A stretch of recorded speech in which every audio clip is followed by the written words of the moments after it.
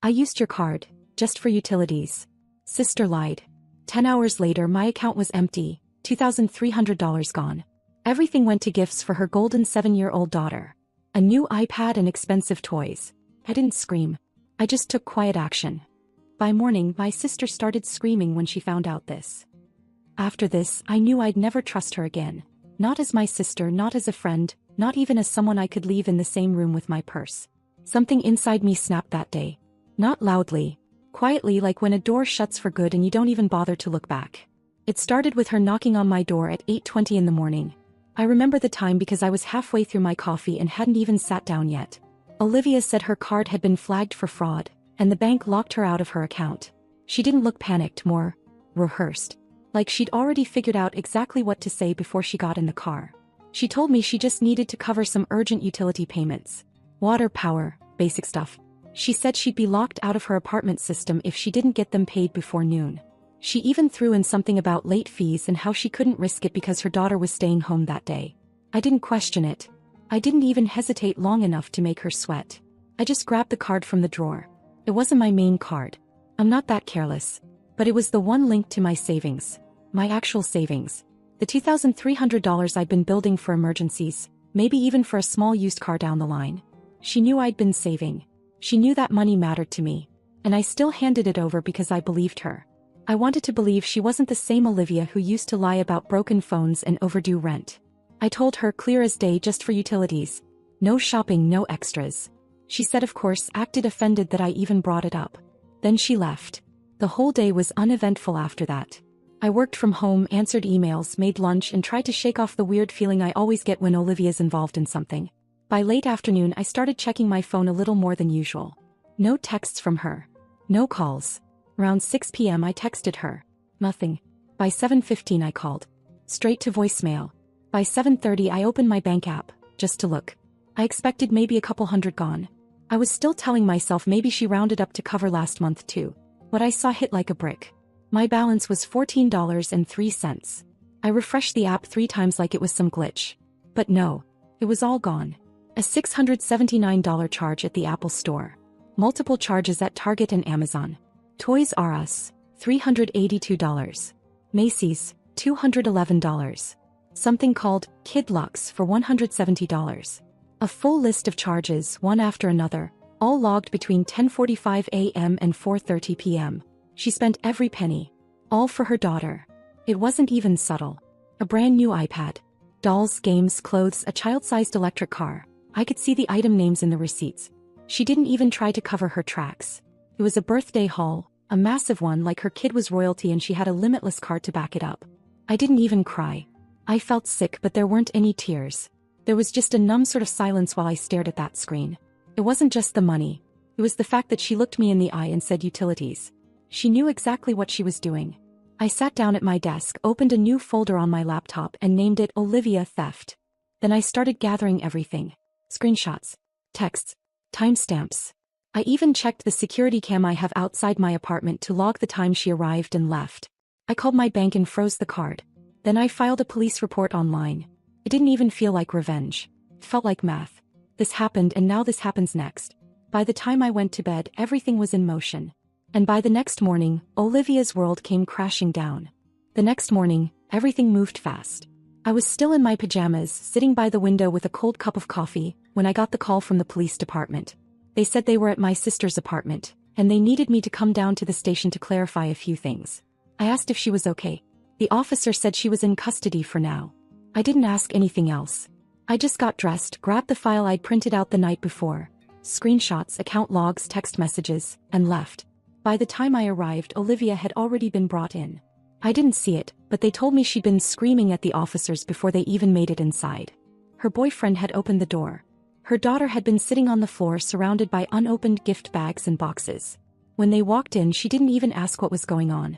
She just started yelling, saying she didn't steal anything, that her sister gave her the card. Like that was going to change what she did with it. When I walked into the station, I could hear her. She wasn't crying. She was furious. Accusing me of setting her up. Saying this was all a misunderstanding. That it wasn't theft because we were family. They brought me into a separate room and had me go over everything from start to finish. I laid out the timeline. Showed the text from the morning before where she said it was just for utilities. Showed the account activity, the timestamps matching exactly when she was out shopping. Not one payment to a utility company.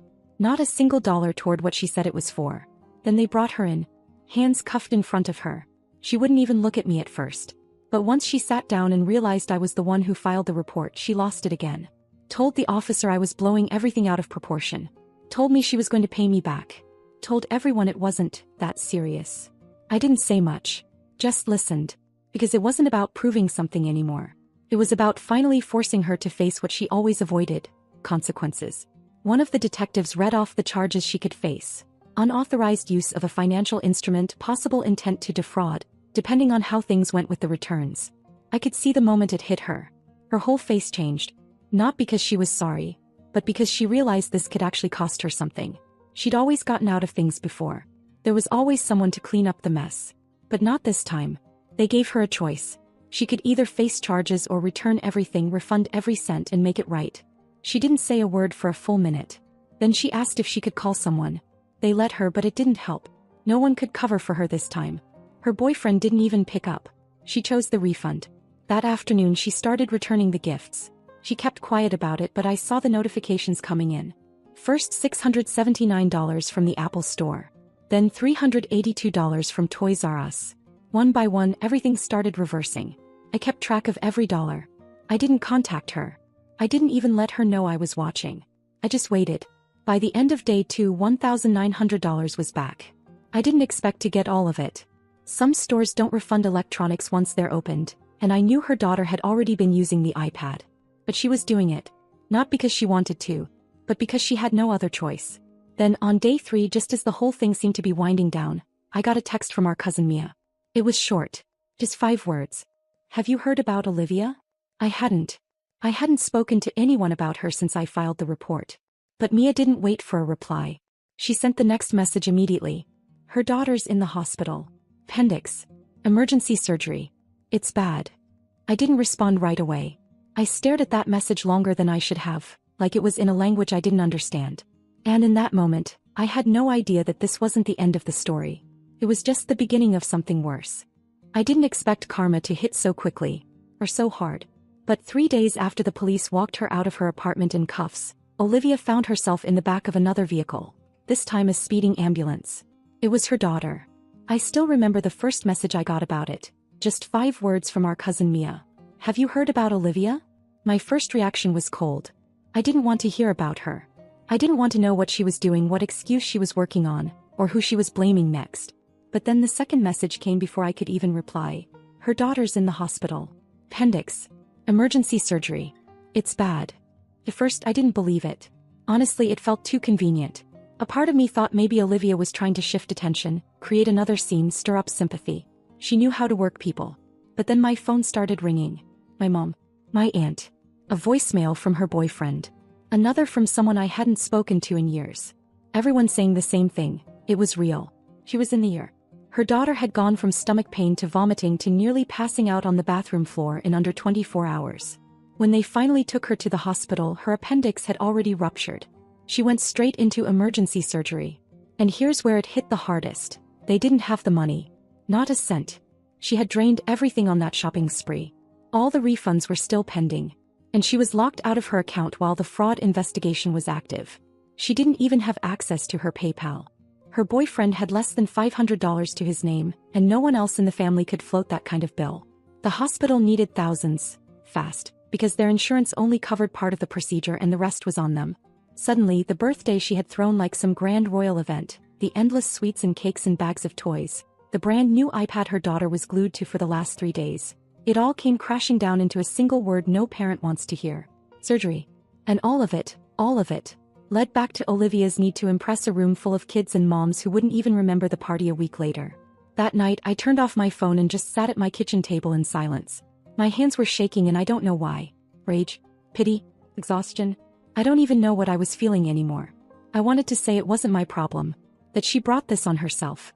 That this was just the natural conclusion of her choices. But her daughter. She didn't choose this. She didn't steal my card. She didn't lie. She was just a little girl who loved pink glittery things and birthday balloons, and now she was unconscious in a hospital bed with tubes coming out of her arm. By the next morning, the messages had gotten desperate. One from my aunt said, "I know what she did was wrong, Edna. But this is her child. Please." Mia sent another, "If you can help even a little, I'll find a way to pay you back." Then came Olivia's own message. Just 3 words. "Please. I'm sorry." No long explanation. No excuses. Just those 3 words. It was probably the most honest thing she'd ever sent me. The truth was, I had money. Not much. Not anymore. But there was one account I hadn't touched. An emergency fund I kept buried in a small credit union. No debit card, no online access. I'd been feeding it for years. A little here, a little there. It wasn't supposed to be touched unless I lost my job or something happened to me. There was $7,400 in it. I went to the bank that morning and pulled out $7,000 in cash. The teller gave me a weird look when I asked for it all in bills, but I just nodded and said it was for medical costs. She didn't ask questions after that. I packed it into a white envelope, labeled it with her name. I kept $400 for myself, just enough for rent and groceries barely. I didn't call first. I didn't text. I just drove to the hospital and asked for her daughter by name. They brought me to a small waiting room, and there she was, Olivia, sitting by herself, hunched over, looking like someone had stolen the air out of her. She looked up and I don't know what she expected. Maybe me to slap her, maybe to walk right past her. But I just walked over and held out the envelope. She didn't even take it at first. He stared at it like it was poison. Then she looked at me, and something broke. He didn't yell. She didn't defend herself. She didn't blame anyone. He just cried. The kind of crying that doesn't come from guilt or even shame but from exhaustion. Pure quiet collapse. I handed it to her, turned around and walked out without saying a single word. And I told myself, this doesn't fix anything. But maybe it stops her daughter from suffering for mistakes she never made. I had no idea what would come next. But what happened over the next few days changed everything again, in a way I never expected. The hospital stay lasted 4 days. I didn't go back after I handed her the envelope. I told myself I'd done what I could and the rest wasn't mine to carry. But I thought about that little girl constantly, her pale skin, the wires in her arm, the way a birthday had somehow turned into a medical emergency. I kept checking my phone even though I didn't want to admit I was waiting for something. On the 3rd night, a text finally came. No words. Just a photo. Her daughter in the hospital bed, eyes barely open, a small bear tucked under her arm. You could see she was still in pain, but she was alive. Sitting at the edge of the frame, almost hidden behind the 4-pole, was Olivia. Her head was bowed, and even in that grainy photo something looked different. She wasn't smiling. She wasn't posing. She looked like someone who had been stripped of all the noise and drama she used to wrap herself in. That night I didn't toss and turn. I didn't stare at the ceiling wondering what she'd ruin next. I slept, really slept, for the first time since this all began. The next morning my mom called. She said Olivia had barely spoken to anyone at the hospital. No outbursts, no tantrums, no blaming. Just quiet. Focused. She never left her daughter's side. And then she told me something else. Olivia had finished the returns. Every last dollar from the shopping spree had been refunded, or replaced with pawned cash where returns weren't possible. She'd even gone back to the Apple store twice trying to return the opened iPad. They refused, so she pawned it and handed over the cash. By the time I checked my bank account that afternoon, the total was back to $2,300. To the cent. I didn't know what to feel. Relief maybe. But also confusion. This wasn't how she operated. This wasn't the Olivia I knew. And then, as if on cue, there was a knock at my door. I opened it and there she was. No dramatic entrance, no makeup, no forced energy. Just Olivia. Tired. Holding something in her hand. She didn't ask to come in. She didn't even try to explain herself. She looked me in the eye and said, "I need to talk. And I'll listen." I stepped aside. We sat at my kitchen table in the exact spot where I had stared at my phone the night I saw the money vanish. She didn't waste time. She admitted it all. She said she'd lied, she knew it, and the truth was she thought I'd never call her out. She'd gotten too used to people bailing her out. She said she never thought I'd actually turn her in. But she also said that for the first time she was glad I did. Because for the first time in her life something forced her to stop. She didn't just apologize. She didn't just say the words. She said them differently. Like she finally understood what it meant to burn a bridge and stand there staring at the smoke with no one coming to help you rebuild. Then she handed me a folded piece of paper. It was a plan. A real one. A handwritten payment schedule. She wanted to repay the $7,000 I gave her for the surgery. She said it would take time. Probably over a year, maybe 2. But she would do it and she wouldn't stop until she had. I didn't even need to read the paper to know she was serious. I told her the truth. I didn't need the money right now. I'd figure things out. But if she wanted to repay me, she should, not because I expected it but because I could see that she needed to. The next day she got to work. She picked up more shifts at the diner. Started delivering for apps in the evenings. She texted me receipts for small transfers. Updates on her daughter's recovery. Photos from doctor visits. Not because I asked, because she wanted to. She wasn't trying to repair just the debt. She was repairing the damage. Quietly. One small, believable step at a time. And for the first time in years I started to believe maybe she really had changed. But there was still one more chapter left in all of this. And it started with a letter I got in the mail, with her handwriting on the envelope. It came on a Monday morning. I remember because it was raining and I almost didn't check the mailbox. I'd been in the middle of cleaning out the fridge when I saw the postman walk past the window, and for some reason I felt like I should check. Mixed in with flyers and a couple bills was a plain white envelope. No return address. Just my name, written in that same familiar handwriting I hadn't seen in a long time, Olivia's. It wasn't dramatic or overdone like the cards she used to send for birthdays, the kind where she'd underline random words or add little hearts for flair. This was plain. Careful. Like she wanted to get it right. I stood in the kitchen holding it for a long time. I didn't open it right away. Part of me thought maybe she was going to ask for more help. Maybe she wanted to talk or explain or fix something else. I wasn't sure if I had it in me, but I opened it anyway. It wasn't what I expected. No begging. No dramatic apology. Just 3 pages of honesty I didn't see coming. She started with, "I don't want anything from you. I just need to tell you a few things. And I'm okay if you never respond." She wrote about that night in the hospital. About the hours after the surgery when she couldn't stop crying in the hallway because her daughter was finally stable. About how small she felt when she realized she had no one left to turn to but the same sister she'd betrayed days earlier. She said something inside her cracked. Not in a temporary panic-stricken way, but in a quiet, terrifying way where you realize you've been the villain in your own story for longer than you'd like to admit. She said she hadn't just lost my trust. She'd lost her own ability to even trust herself. The worst part of all, she wrote, was realizing that when she stole from me it didn't feel wrong. Not until it blew up in her face. That line hit me. It didn't feel wrong until it was too late. She talked about what it was like sitting in silence next to her daughter's hospital bed, how it forced her to finally face who she'd become. No distractions. No drama. Just the cold truth of everything she'd done to the people who had loved her most. Then she told me something I never thought I'd hear from her. She said she'd started seeing a counselor. A free one at a small community center not far from her apartment. Twice a week. She said she wasn't doing it to look good for anyone. She was doing it because she had to figure out why she kept choosing the most destructive option in every situation. Why she always pushed people away right when they were trying to help. Why lying came easier than asking for help. She said she was working on it. And she knew it would take time, probably a long time. But she wasn't running from it this time. At the end of the letter she wrote this. "I know I don't deserve to be trusted again and I'm not asking for that. What I am asking is that if you ever look back on this time, you remember that it changed me. For real. And that's because of you. You didn't scream. You didn't shame me. You just quietly did what was right. You showed me who I wasn't, and who I want to be from now on."